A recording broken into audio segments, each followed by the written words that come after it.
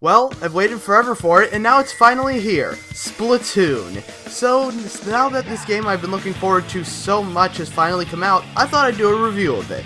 Since the game really doesn't have that much of a story, I'll just jump straight into the basic concept.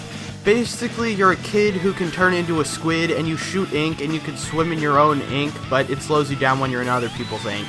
There's a lot of weapons to choose from as well. The whole game's linked together through the main hub, Inkopolis, where you can see all the different Inklings who have their different Miiverse posts that you can read. Also, is it just me, or on the first day of this game, were there a lot of posts about Squidward for some reason? In terms of game modes, I think I'll start with the main aspect of the game, the multiplayer. The multiplayer basically consists of Turf War, and basically what you do in Turf War is you want to cover the whole area, or as much of it as you can, with your team's ink. It's 2 teams of 4 and they give you 3 minutes, which is nice so matches don't tend to last too long. At the end of each round of the multiplayer, you'll gain both EXP and coins depending on how many points you scored. You get points by covering ground, and you also get a bonus 300 if you win. Basically, that amount is added to both your EXP and your money. In the main hub, you can spend your coins at the 4 shops there, being for shoes, clothing, hats, and weapons. All the stores change their stock daily, and you can use the clothing to both customize your Inkling, and it also gives them special abilities as well. However, they don't let you shop at any of them until you've made it to level 4. The exception to this is the weapon shop, where everything they sell is in stock always, and the thing is though, they only let you buy each weapon at a specific level. At the beginning of the game, they let you choose the gender, skin tone, and eye color of your Inkling, and the nice thing about it is that you can actually change it whenever you want. By whenever you want, I meant whenever you're in the plaza, but that's kind of obvious. The online multiplayer is a lot of fun and really hard to put down. Technically, with your weapon, you have 3 weapons. First is your primary weapon, then there's also your secondary, which normally consists of grenades, and then the third is your super weapon, which you charge up by covering more areas with your ink, and then unleash it. A map's displayed on the gamepad so you can always see where the ink's getting placed, and one thing that's really nice is that you can tap on your teammates and you'll immediately warp to them. That way it saves the time of having to go all the way to the front lines.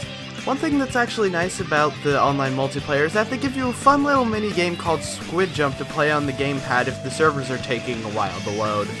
There's also a local multiplayer mode, which I used about twice and then never touched again. Now I think I should also talk about the single player in this game. Now, you would expect a game that hinges mostly on multiplayer not to put all that much effort into their single player mode, but no, the single player mode is actually a lot of fun. The level design's really good, using all the game mechanics to its advantage as well as introducing a bunch of new gimmicks, such as the sponges. Some of the levels even feel like Super Mario Galaxy, which, if you're familiar with my channel, you would know is not a bad thing. The bosses in this game are also really fun. They're not really that overly complicated, also kind of reminiscent of Super Mario Galaxy, with the exception of the final boss, which is really awesome. I'm not going to be spoiling it here, but in a couple months I'm going to be doing my top 10 favorite final bosses, so I'll end up talking about it then. The whole story mode's also tied together with its own hub world, Octo Valley, and the interesting thing about it is the fact that you actually have to find the levels in it. However, that can be kind of problematic at some points because they're invisible and the world is really big. But the nice thing about it is, despite the fact it's a sprawling hub world, once you've discovered a level, you can warp to it whenever you want.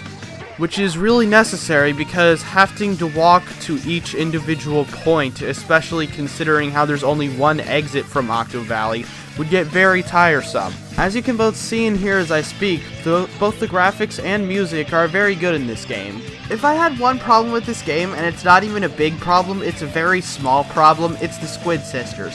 I'm not saying they're not entertaining, sometimes their announcements for the stages can be alright, but it gets annoying when you have to watch them every time you boot up the game.